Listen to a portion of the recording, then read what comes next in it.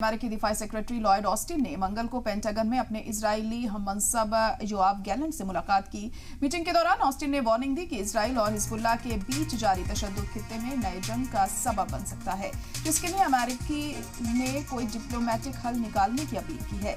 Gaza में 8 महीने से जारी जंग की वजह से इलाके में कशीदगी काफी बढ़ गई है, जिसकी वजह से इजराइल और लेबनान के हिजबुल्लाह ग्रुप के बीच तकरीबन रोजाना गोलीबारी हो रही है। ऑस्टिन के साथ मीटिंग के दौरान बोलते हुए गैलेंट ने कहा कि वह एक मुआहिदे पर पहुंचने के लिए मिलकर काम कर रहे हैं, लेकिन इसके साथ ही वह हर मुमकिन कोशिश पर भी चर्चा करना चाहते हैं।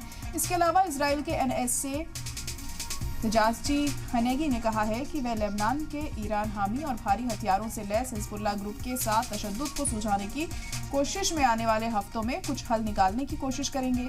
इस बीच IDF के होम फ्रंट कमांड ने अलॉट शहर में अलर्ट जारी करते हुए रेड सी पर ड्रोन हमले की वार्निंग दी थी।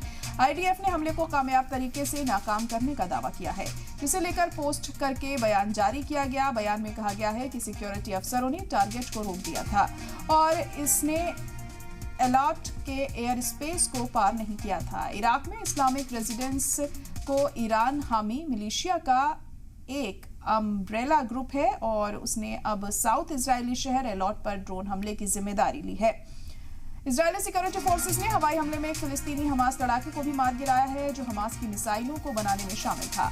इस हवाई हमले की एक फुटेज भी जारी की गई है। वहीं हौसियों और इजराइल के बीच भी कशीदगी बढ़ रही है, जब यमन के हौसियों ने बहरे अरब में इजरायली MSC सारहा B शिप को एक नई बैलिस्टिक मिसाइल से निशाना बनाया है।